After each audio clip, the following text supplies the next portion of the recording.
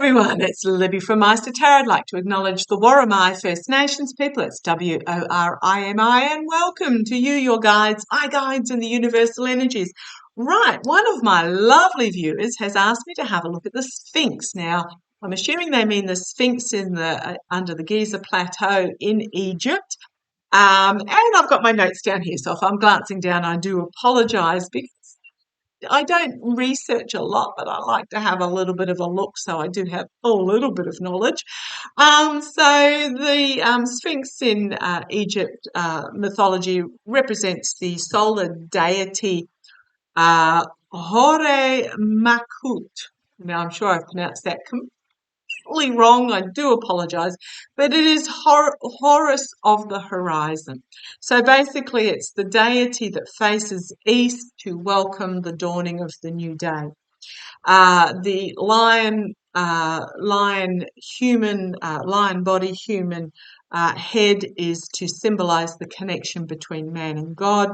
And the oldest sphinx ever found was in Turkey, and it's been dated as 9,500 BC, which to me is absolutely mind-blowing. The Sphinx has mythology in Greece, Egypt, Persia. Persia is the new region of Iran, Iraq, etc. And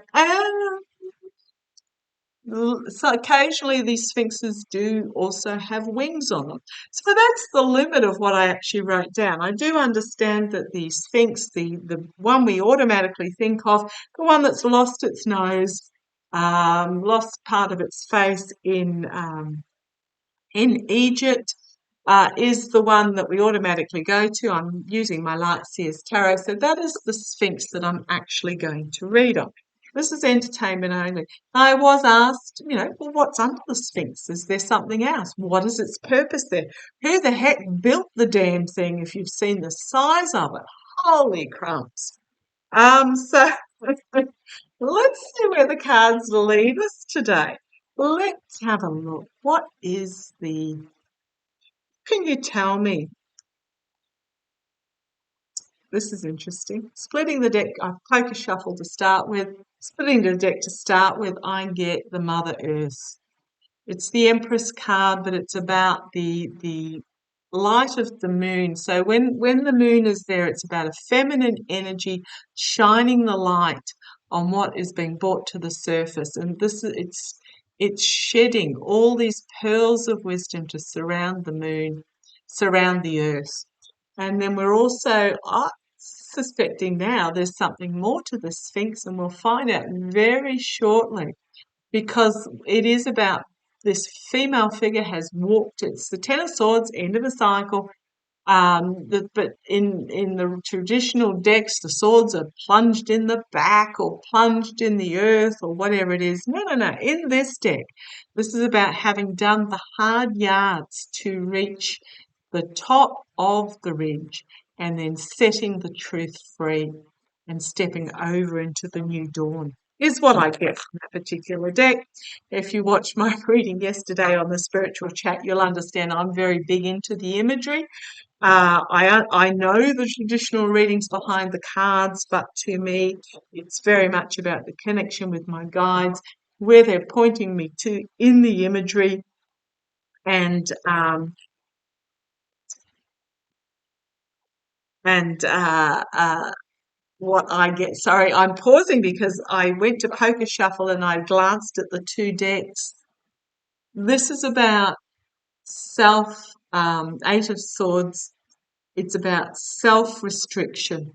You'll see this figure here looking into the mirror, unbound, unblindfolded, no crows harassing her, but how she perceives herself is restricted, is tied up, unable to see the future going forward. And what this is really telling me is that we are, as humans, are restricting ourselves by not taking off the blindfold and looking at the truth, the wisdom, the knowledge that is being passed on from these ancient civilizations, and the information that's going to come out when we do so, when we shed those restrictions. Now, I have seen a documentary where I love Egyptian history.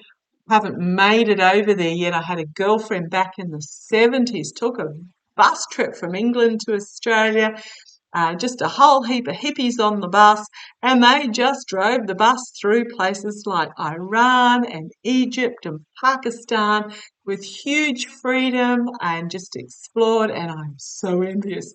But this is about humanity and the restriction of humanity. And when we take that blindfold off and shed those ropes of what we think we know, magic, and listen, the messaging of magic is going to come forward. Okay, show me, guys. Oh, I'm getting chills up the back of my head. I am loving it. Show me, guys. Got what I was saying when I went off on that tangent, that quokka moment. Show me, guys. What is the Sphinx? What do we need to know from the Sphinx? What is the Sphinx? What do we need to learn from the Sphinx? The Egyptian Sphinx, the huge divine spirituality, connection with universe on a spiritual level. This is huge, actually. Is it what we learn from Sphinx, or is it what we're going to discover? But this is very much about being with universe, trusting universe, connection with universe that is going to bring about. And we are at this choice point. Do we go back into the dark, or do we go to the light? Where doors will open. Doors will open. We have this restriction that we need to shed and take control of our destiny going forward as this feminine moon sheds the light and the pearls of wisdom for Mother Earth. This is actually incredibly powerful. This is powerful. Really, really powerful. What we've got, 4 major arcana there, very much about connection with universe, spirituality, the feminine connection. We are at a point where we need to make the choice and take control. I'm not with this Emperor energy. For me, in this particular deck, it's not about the toxic masculine, my way or the highway energy. This is very much about taking control of our intuition and the pearls of wisdom being revealed for Mother Earth. But we need to throw off this binding, the self-imposed bindings, these self-imposed ropes. The next 2 cards, the Hermit. It's about we have the light. We have the light within. We have everything we need now, but we need to make the decision to come down off this isolated pinnacle that we've put ourselves on and take the steps of our destiny going forward.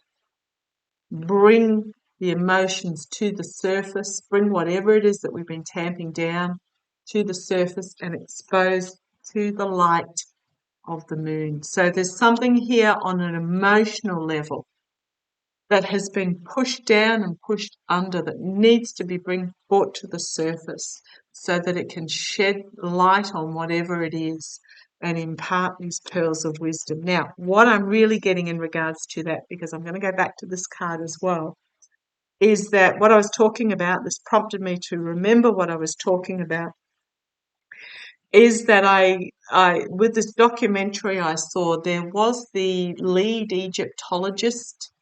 Can't remember his name, very distinctive looking fellow, very stocky, bit of a nose, always wearing his, we would call it Nakubra, but his leather hat. And he's very knowledgeable. But he is the one that has said there will be no digging around the Sphinx, there will be no discovery. And what I'm really getting from this is that the boys are taking me back to the my way or the highway dictatorship masculine energy. And there is an emotional reason why he does not want his declaration is based in emotion. And that needs to be brought to the surface because there is information here to be imparted that is real spiritual connection. What am I getting? Okay. I'm being told now, I don't know the dude, but I'm being told that well, first of all, I mean, I think it's fantastic. He's very protective of the Egyptian history, the Egyptian culture, and wanting Egypt for Egypt, if that makes sense. Having gone through, the British Empire rampaging through, the French rampaging, whomever going through and just stripping and taking. He wants to protect Egypt for Egypt, and I really get that. And I feel that it is deeply, deeply emotionally held for him, and I completely 100% with it. But it is holding back what needs to be brought to the surface. Because the two next cards I've got are the King and Queen of Pentacles. An immense healing being brought forward, a connection with Mother Earth, serenity, a gratitude, a nurturing healing. And then with the King of Pentacles, we have the protection coming forward, the stability, the security, the protection. And there is huge strength to be found there. Well, this has gone on a tangent I completely didn't expect. Wow. Okay. This Sphinx is going to, I'm getting with this Egyptologist gentleman. I do apologize. I cannot remember his name, but I can see him clear as day. I am hopeless with names. For those that know me, my husband, for example, he will always, when we go to an event, he will say, Libby, remember so and so, don't you? And I'm like, you do. Ding, ding, ding, as he knows that I am terrible with names. I recognize that I recognize people, but I cannot remember their names.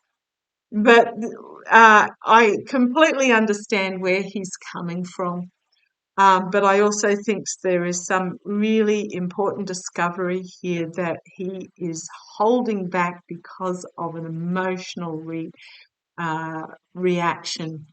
Okay, we've got the King of Cups, the diplomat, the negotiator, the go with the flow energy, bringing forth actions and consequences that bring balance to position where we like what we see. Okay, so I'm wondering whether there is a new head of Egyptology that's going to come forward that will allow investigation under the Sphinx. And of course, then straight up, this comes out. Stepping forth into a new beginning, a significant ending of a cycle and stepping through into the light. The world, ending of a chapter, stepping through into the new chapter. Healing, holding on to the dreams. The healing card. It's also a unity card. I'm going to keep going because you're not going to believe what's coming out here at the moment. The Magician, the taking control on an intuitive spiritual level, and the Magician. 5 arcana in a row. Creating, manifesting possibilities, opportunities, strengths, all that is good going forward. However, at the moment, we are at this decision crossroads and we're working together crossroads. Still not telling me what's under the Sphinx, but I think there's something really spiritually significant to be brought forward. That's what I'm really feeling. Show me something really significant that will be shouted to the rooftops, basically. Shouted to the rooftops. But again, we've got this energy, the tampered down emotions that need to be brought to the surface, and then the moving forward, the manifesting possibilities. They're coming out in a different order, but it's the same cards where we step into a spiritual intuitive control. The moment judgment is clouded, by emotion, causing indecision. Not blaming him at all, not going there at all. I fully understand he's with. I can see why he's doing, because he doesn't want the history of Egypt to be.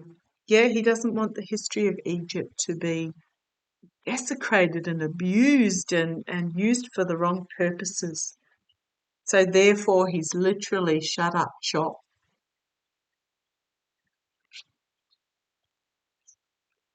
He's literally shut up shop. But again, on the bottom, we've got this healing and this new chapter coming forward, that there is a feminine energy intuitively drawn to this new beginning. Right. Okay. I've probably, with those cards, had it's coming through with all this spiritual and emotional energy. I'm going to pull out my intuitive cards here. If you're interested, they'll be in the more ... section. Or if you go to Etsy and just put in Meister Tarot, you'll find a shop there with these intuitive cards in them. They do have little words down the bottom, but they are just prompts. It's very much about the images themselves, and they are storytelling cards. So show me future going forward in regards to the Giza Plateau Sphinx. Show me the future going forward in regards to the Giza Plateau Sphinx. Future going forward in regards, what do we need to know in regards to the future? Healing and strength. That jumped out at me. Healing and strength. There's something really powerful under this Sphinx that will illuminate the idea. It will test faith, but it will bring about a real OMG illumination. That will bring freedom to many that have been oppressed, and happiness and unity. Yes. Oh man, I hope I live long enough to experience it. Show me the future going forward with the Giza Plateau Sphinx. Come on down. Boy, oh boy. Healing. First card out again. Healing of sadness. These are storytelling cards. We've got the feminine energy. It's going to be a convoluted journey, but there will be a lightning strike moment, a OMG that will strike down what was previously perceived. It will take time, but we've got this OMG, holy crumbs, by crikey, light bulb moment that brings with it from the heart. Oh boy, the healing of the sadness in the world.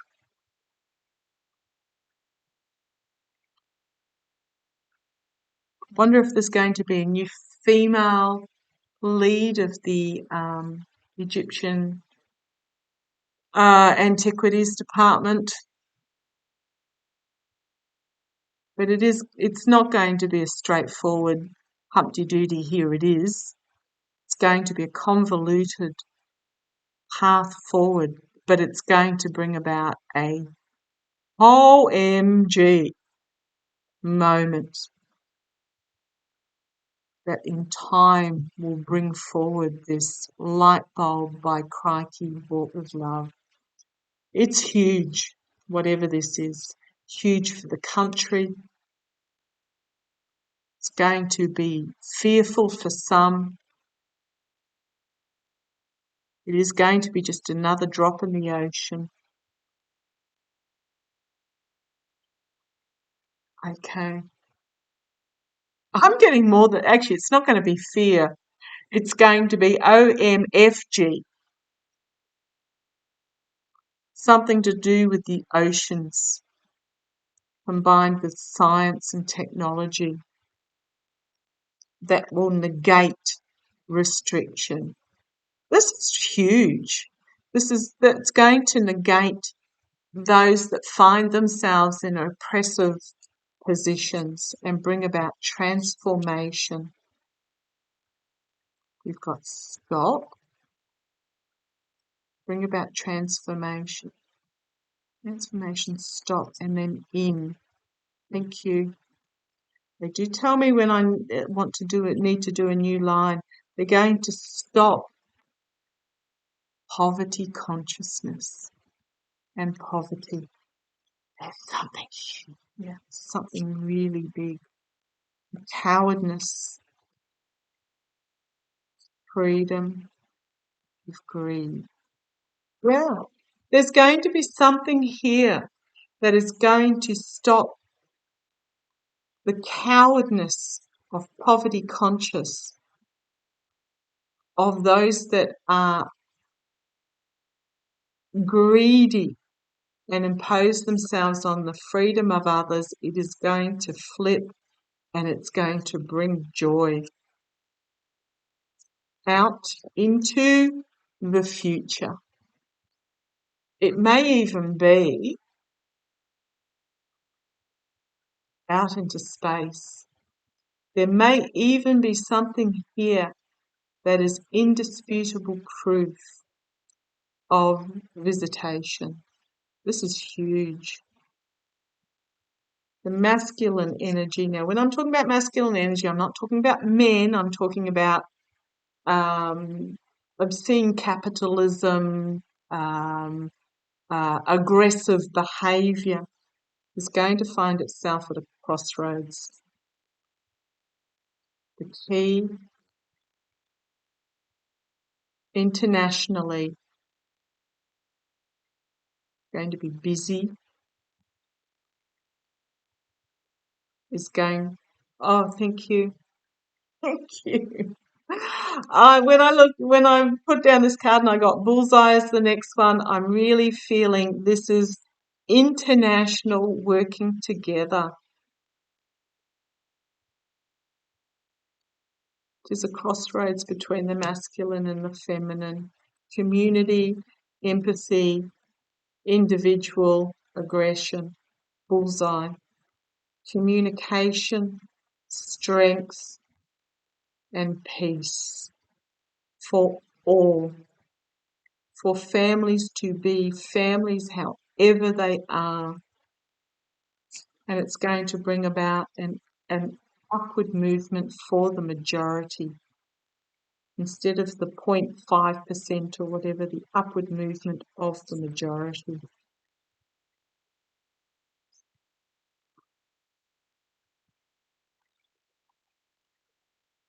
There's something huge there. There is something huge. I don't know what it is.